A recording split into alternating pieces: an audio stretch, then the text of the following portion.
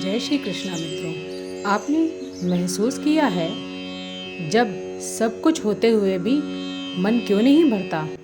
जब हर ख्वाहिश पूरी हो जाए फिर भी एक खालीपन क्यों रह जाता है? जब लोग साथ हों फिर भी अकेलापन महसूस होता है। यह अकेलापन, यह खालीपन, यह अधूरापन किस लिए? गीता का यह अध्याय इसी सवाल का जवाब है। यह अध्याय हमें बताएगा कि हम किस चीज को ढूंढ रहे हैं। वह बाहर नहीं, भीतर है। हम जिस पूर्णता को तलाश रहे हैं वह संसार में नहीं, परमात्मा में है। और यह परमात्मा कोई दूर का देवता नहीं, बल्कि हमारे ही भीतर मौजूद वह सत्य है जिसे हम भूल गए हैं। श्री कृष्ण जी कहते हैं अर्जुन से, हे अर्जुन, अब मैं तुम्हें वह ज्ञान दूंगा जो पूर्ण है, जो केवल सुनने का नहीं, अनुभव करने का ज्ञान है, जिसे जानने के बाद मोह इस संसार से जानने योग्य कुछ शेष नहीं बचेगा।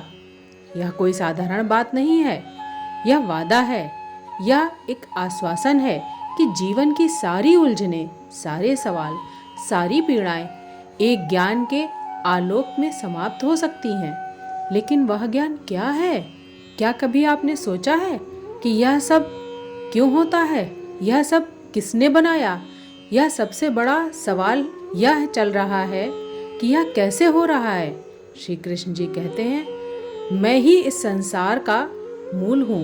पृथ्वी, जल, अग्नि, वायु, आकाश, मन, बुद्धि, अहंकार सब मैं ही हूँ। मेरी ही प्रकृति के 8 विभाग हैं। यह मेरी ही अपरा प्रकृति है, यानी जो दिखती है, जो बदलती है, जो नष्ट होती है।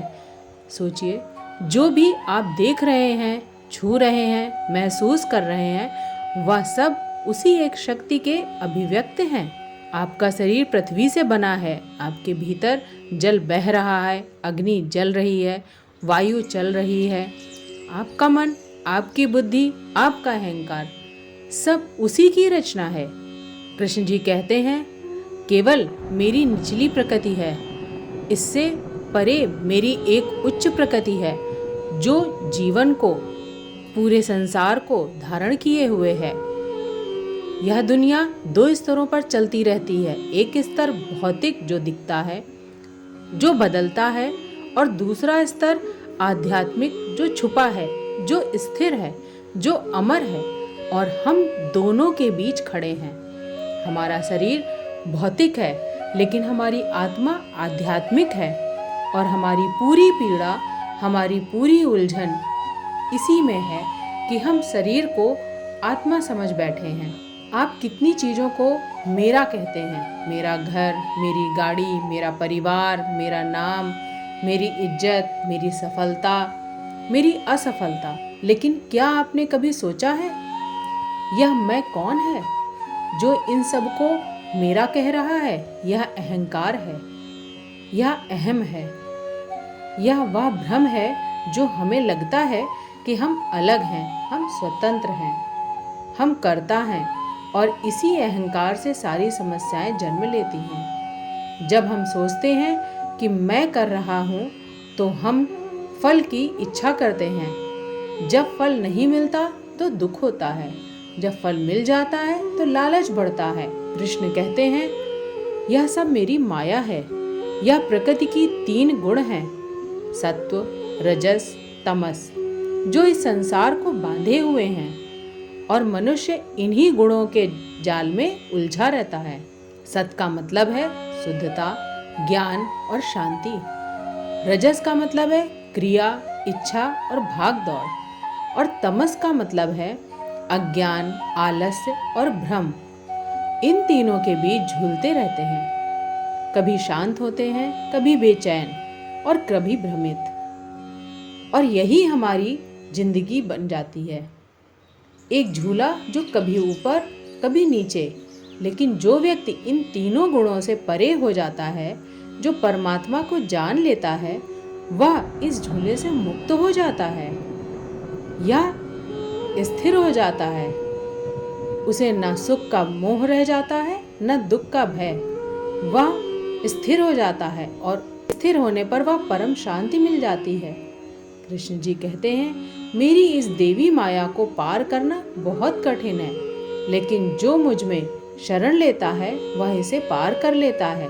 शरण का मतलब है समर्पण। इसका मतलब यह नहीं कि आप कमजोर हो जाएं, हार जाएं।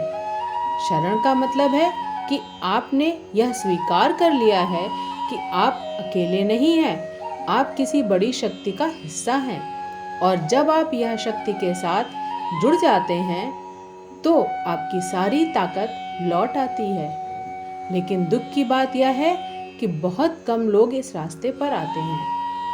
श्री कृष्ण जी कहते हैं, 4 तरह के लोग मेरी शरण में आते हैं: आर, जिज्ञासु, अर्थार्थी और ज्ञानी।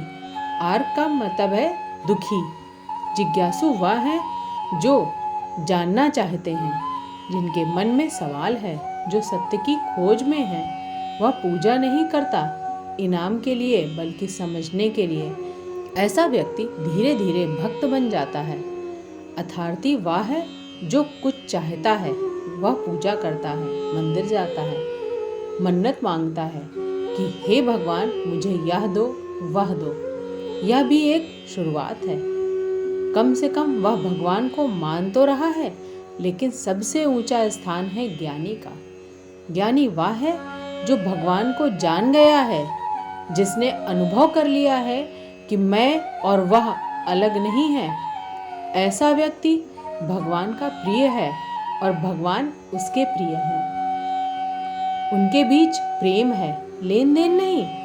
श्री कृष्ण जी कहते हैं, ज्ञानी मेरा स्वरूप है, वह मुझ में स्थिर है और मैं उसमें। यह प्रेम की पराकाष्ठा है, यह भक्ति की गहराई है। यह भक्त और भगवान का भेद मिट जाता है। लेकिन सवाल यह है, यह ज्ञान इतना दुर्लभ क्यों? कृष्ण जी कहते हैं, हजारों में से कोई एक मेरी प्राप्ति के लिए प्रयास करता है, और प्रयास करने वाले में से भी कोई विरल ही मुझे तत्व से जान पाता है। इस संसार में हम इतने उलझे हैं, इतने व्यस्त हैं, इतने भटके हैं कि हमें समय ही नहीं मिलता अपने भीतर झांकने का। हम बाहर की दुनिया में खो गए हैं कि भीतर की दुनिया भूल गए हैं, और फिर यह माया इतनी प्रबल है कि हमें पार करना सच में कठिन लगता है। यह हमें दिखाती है सपने, देती है लालच, बनाती है भ्रम, और हम मान लेते हैं कि यही सच है। हम भूल जाते हैं कि यह सब बदलने वाला है, नश्वर है। लेकिन जो व्यक्ति इस बार यह समझ जाता है, जो एक बार यह माया को पहचान लेता है, वह भगवान की शरण में आ जाता है और भगवान उसे अपना लेते हैं। भगवान श्री कृष्ण कहते हैं, मैं ही सबका आधार हूँ, मैं ही सबकी उत्पत्ति और लय हूँ। मुझसे परे कुछ भी नहीं है, यह सब मुझ में ही गुथे हैं। जैसे धागे में मोती, सोचिए एक माला जो धागा दिखता नहीं, लेकिन वह सब मोतियों को अपने पास संजो के रखता है। वैसे ही परमात्मा इस सृष्टि का धागा है। वह दिखती नहीं, लेकिन सब कुछ उसी में पिरोया हुआ है। श्री कृष्ण कहते हैं, मैं जल में रस हूँ, मैं सूर्य और चंद्रमा में प्रकाश हूँ, मैं वेदों में ओम हूँ, मैं आकाश में शब्द हूँ, मैं मनुष्य में पौरुष हूँ। इसका मतलब कि जो भी अच्छा है, जो भी सुंदर है, जो भी शक्तिशाली है, वह सब उसी परमात्मा की झलक है। जब आप पानी पीते हैं और तृप्ति महसूस होती है, वह परमात्मा है। जब आप सूरज की रोशनी में खड़े होते हैं और गर्मी महसूस करते हैं, वह भी परमात्मा ही है। जब आप किसी की आवाज़ सुनते हैं और मन को सुकून मिलता है, वह परमात्मा है। वह हर जगह है, हर चीज में है, मंदिर में, मस्जिद में, गिरजाघर में। हम सोचते हैं कि भगवान कहीं दूर बैठा है, किसी स्वर्ग में, लेकिन सच यह है कि वह यहीं है, अभी है, हर पल है, हर श्वास में है। श्री कृष्ण कहते हैं, मैं पृथ्वी की सुगंध में हूँ, अग्नि के तेज में हूँ, आपका जीवन हूँ, तपस्वियों का तप हूँ। यानी जो भी सार है, जो भी तत्व है, वह परमात्मा है। लेकिन श्री कृष्ण ये भी कहते हैं कि जो सत्व, रजस, तमस के भाव से उत्पन्न होते हैं वे मुझसे होते हैं, लेकिन मैं उनमें नहीं हूँ। यह बहुत सूक्ष्म बात है। परमात्मा सब कुछ बनाता है, लेकिन वह उसमें बांधता नहीं है। परमात्मा इस संसार को रचता है, लेकिन वह इस संसार से परे है। वह निर्लिप्त है, अप्रभावित है, और यही हमें सीखना है। हम इस संसार में रहें, लेकिन इसमें चिपके नहीं। हम काम करें, लेकिन वह संसार से परे हैं। वह निर्लिप्त हैं, अप्रभावित हैं, और यही हमें सीखना है। हम इस संसार में रहें, लेकिन इससे चिपके नहीं। हम काम करें, लेकिन फल की चिंता ना करें। हम प्रेम करें, लेकिन मोह ना करें। यह संभव है अगर हम परमात्मा के साथ जुड़े रहें, तभी। श्री कृष्ण कहते हैं, मुझे तत्व से जो जान लेता है वह जन्म मृत्यु के चक्र से मुक्त हो जाता है। यह मोक्ष है, यह मुक्ति है, और यह कोई मरने के बाद मिलने वाली चीज नहीं। यह अभी यहीं इसी जीवन में संभव है। जब आप परमात्मा को जान लेते हैं तो आप मुक्त हो जाते हैं भय से, चिंता से, दुख से और मोह से। परमात्मा ही जीवन का सत्य है। आज की वीडियो में बस इतना ही। वीडियो पसंद आई हो तो लाइक करें, शेयर करें और चैनल को सब्सक्राइब करें। जय श्री कृष्ण।